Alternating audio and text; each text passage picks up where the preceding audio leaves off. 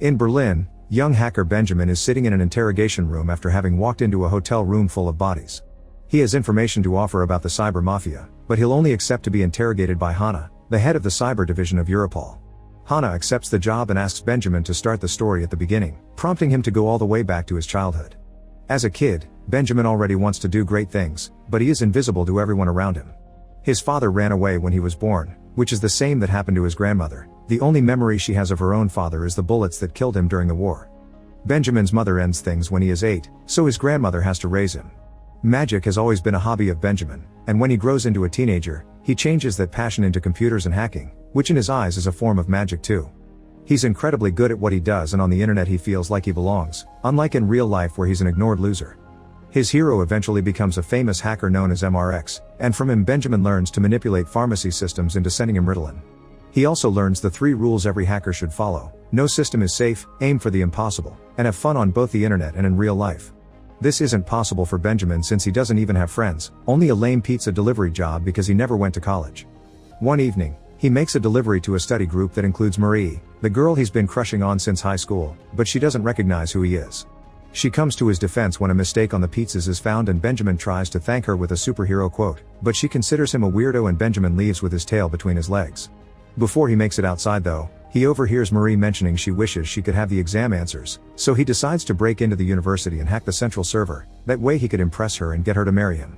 His hacking technique is flawless and the answers are acquired, but unfortunately he's caught by a security guard. Since he has no criminal record, his only punishment is community service, and while cleaning the streets Benjamin gets to meet Max, a very charismatic man that is impressed by his hacking story and invites him to a party later. In the evening, Benjamin attends the party and discovers Marie is there too but doesn't dare talk to her. Max takes Benjamin to a private office and introduces him to software master Stefan and hardware freak Paul, who ask Benjamin to prove his hacking skills. In a matter of seconds, Benjamin uses the office laptop to cut power in the whole neighborhood, earning the acceptance of the 3 men. This also gets the attention of the police, so Benjamin brings the power back before running away with his new friends because this isn't Max's house, they just sneaked into an open party. On their way out, they bump into Marie, who recognizes Benjamin as the delivery guy and gets dragged into running with them by Max. Once they're far enough, Marie finally realizes Benjamin is the loser from high school and quickly goes away after admitting it's been an interesting evening. When Max returns home, he finds the door open and his grandmother gone. Luckily he finds her wandering the streets before she gets hurt, but this is a sign that her Alzheimer's has advanced enough for her to need a nursing home. A few days later, Max finds Benjamin again and reminds him of MRX's rules, meaning Benjamin needs to start enjoying life. Max considers himself a social hacker because people are the most vulnerable part of any system and is just a matter of deceiving them. To prove it, he picks a donut shop ticket and an empty box from a trash can and uses them to convince the clerk that his order came empty. Afterward, they meet with Paul and Stefan at a parking lot and they steal a van that they take to a hall where an important political conference is being held.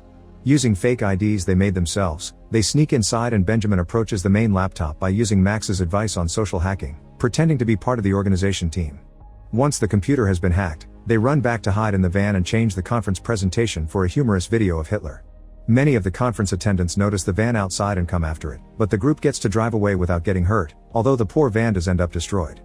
Back in the present, Hanna is starting to wonder why he should believe everything Benjamin says, so he impresses her by mentioning lots of details about her private life that he's acquired through hacking before continuing with his story. After that successful prank, the group chooses Benjamin's house as their base of operations since he's living alone now. Their prank is going viral on the internet and while Paul doesn't like the attention, Max loves it and wants to become as famous as MRX. Since Max likes to use a clown mask to post the videos online, Benjamin offers the name Clay for the group, which stands for Clowns Laughing at You. From then on, Clay begins working on all kinds of hacking pranks, which go from changing the graphics on the financial news or the lights on the building of a big pharma company, always displaying rebellious messages. They don't take anything seriously and stay awake until late, thanks to Ritalin, and all this hard work soon makes Clay famous both on the internet and the news and real life. One afternoon, while they're at the grocery store, the group bumps into Marie again, but Benjamin only manages to say hi to her. This frustrates Max, who quickly takes over the conversation and shows Benjamin how to talk to girls. Max's mood is unpredictable, he can go from charming to furious in seconds, especially when he gets frustrated every time MRX doesn't acknowledge their success. It's around this time that the German government collaborates with Hanna, who comes over to work with Agent Martin and his team. There's been a few important attacks on government systems lately that she thinks were made by FR-13NDS, a dangerous Russian cyber mafia group that she's been chasing for 3 years. Meanwhile, the boys hack their way into a radio contest and win a Porsche that they ride through the city as a symbol of their power. They also use it to pick up some girls that they take to Benjamin's home for a night of alcohol and dancing. However, Benjamin can't stop thinking of Marie and decides to look for her in the Porsche.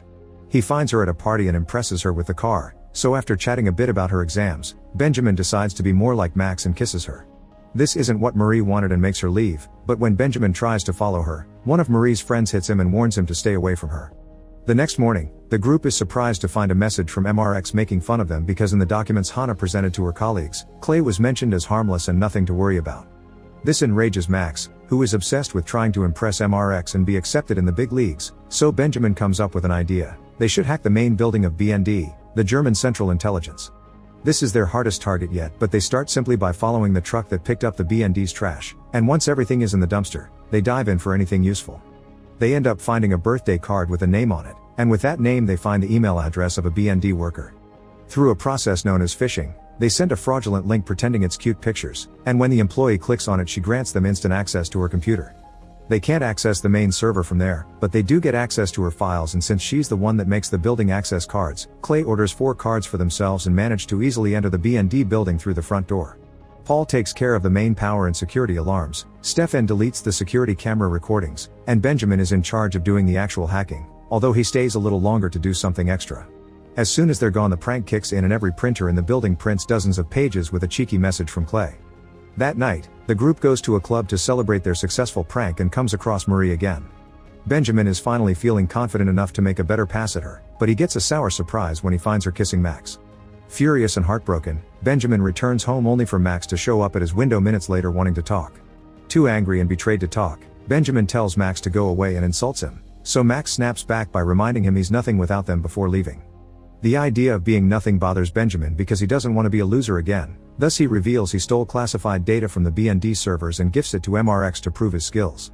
The next day, after Hana visits the BND building for clues about the latest prank, she receives awful news: the agent that had been infiltrating FR13NDS has been killed. Between this death, the prank, and the stolen information, Hana's position is hanging by a thread. Meanwhile, Max, Paul, and Stefan show up at Benjamin's place, and a fight begins when Benjamin calls Max a manipulator. Paul makes them stop when the latest news appears on TV, revealing that the double agent was killed because the information that was stolen from the BND servers revealed his name to FR13NDS, which MRX works for, and now Clay is labeled as a terrorist group. The group freaks out and Stefan wants to leave while Max wants Benjamin to hand himself over to the police since it's all his fault, but Paul is against sacrificing anyone. Benjamin points out that they should deliver MRX and FR13NDS to the police instead, that way they can become invisible again. Their discussion is suddenly interrupted by the doorbell. It's Marie, who is worried about Benjamin after he disappeared last night. She thinks he's acting weird right now too, and he takes that as an insult and proof she'll always see him as a freak, so he sends her away after accusing her of having come over only for Max and wishing he had never met her. Clay agrees they should find MRX, but since they've become so paranoid they decide to use a public network at the local library, which allows Hana's team to track their location. Faster than expected, Benjamin is granted access to MRX's private channel, where MRX welcomes him officially into the darknet and gives him a file with the next job. Benjamin downloads the file just in time before Hana arrives with a bunch of officers, managing to avoid them by hiding under the table. Failing to capture Clay again after having them so close gets Hana suspended. The job MRX wants Clay to do is to send malware dressed as real information, also known as Trojan, to the Europol system, and they accept to do it because they have a plan. They're going to hide a second Trojan inside the first one to make it reveal MRX's identity when he accesses the system after the mission is completed. While destroying their hard drives to get rid of all evidence, Max apologizes to Benjamin for everything and admits he doesn't even know anything about computers. Afterward, Clay travels to The Hague to study Europol's headquarters, but none of their usual tricks work. The trash is dumped in a secured building, nobody falls for their phishing attempts, and all entrances are locked including the sewers, where Max gets his hand hurt by a nail. The group is ready to give up, but when they're about to leave, Benjamin notices a person leaving the building and dropping their access card, which he steals. It's pretty risky to pull social hacking on a guard working for the government, so Benjamin waits for his friends to fall asleep in the hotel to try it, accepting this as his responsibility. By pretending to be the owner of the access card, Benjamin convinces the guard to give him 2 minutes inside to find a wallet he lost and manages to plant a box designed by Paul that grants him access to the BND network. The next morning, Benjamin meets with MRX in his private channel to pass him the hidden Trojan, but MRX already knew about this trick and activates the camera on Benjamin's computer, exposing his face to the entire darknet. Immediately a group of Russian mobsters finds him and chases him through the city. Benjamin only manages to save himself by hiding in the subway tunnels. Sadly his friends aren't as lucky, and when Benjamin returns to the hotel he finds them all dead. After picking up the bullets, Benjamin calls the police and asks for Hana, taking us back to the beginning. He wishes to be invisible again and not to fear for his life, so he's providing all this information in exchange for being accepted into the witness protection program. While Hana calls her higher-ups to get the deal, Benjamin reminisces about her last evening spent with Marie, during which she thanked him for hacking the exam answers and they kissed. Benjamin also asked her to run away with him. Martin comes over and tells Hana not to trust Benjamin because his story has lots of holes, but Hana makes him change his mind by convincing him that Benjamin is the only one that can bring down MRX and friends, who are the real criminals. Benjamin is given a computer to work his magic, logging into the darknet pretending to be MRX and confessing he's a snitch working with law enforcement. The real MRX gets so desperate to clear his name that he forces his way in with unsafe methods, allowing Benjamin to expose him as a 19-year-old American guy from New York that immediately gets arrested by the FBI. Delighted by this success, Hana informs Benjamin that he'll get his new identity in a few hours while noticing a wound on his hand that looks like a nail did it. Remembering Martin's observation about all the holes in Benjamin's story, Hana decides to investigate more, starting at Benjamin's house where she finds the empty box of Ritalin. Then she meets with Marie, who denies having seen Benjamin since he delivered the pizzas and calls him crazy. Lastly, Hana visits the doctor in charge of Benjamin's grandmother, who explains Benjamin grew up in unclear circumstances and his mother ended things for herself because she suffered from multiple personality disorder, which is inheritable in medicine like Ritalin can make the symptoms stronger. After lab tests confirm that the bullets Benjamin brought from the hotel are the war memories of his grandmother and no bodies have been found, Hana goes to see him again and explains she knows the truth. Max, Paul, and Stefan never existed, they're Benjamin's other personalities. All the hacking had been solo work, and the nail injury from the sewers has always been on his own hand. This unsettles Benjamin, who refuses to accept he's like his mom and begins wondering who he really is, but Hana interrupts him with bad news. People with mental disorders cannot be given witness protection. Overwhelmed by the fear of possibly getting killed by FR-13 NDS and the news of being mentally ill, Benjamin has a breakdown that makes Hana pity him and give him one last chance. On their way to court, Hana gives Benjamin access to a government computer and explains the witness protection program is a literal program he can hack, so he can set up his new identity after promising he'll never hack anything ever again.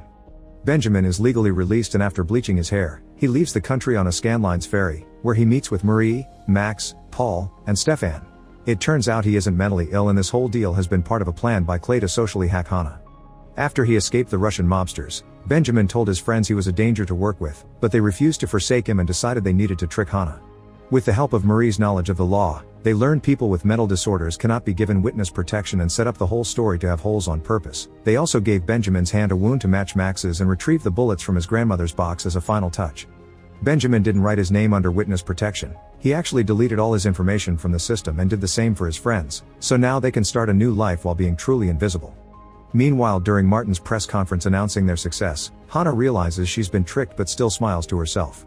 She thinks Benjamin is right, the biggest fish have been caught and now she can have her position again. Make sure to subscribe and turn on notifications so you can watch more videos like this. Thanks for watching.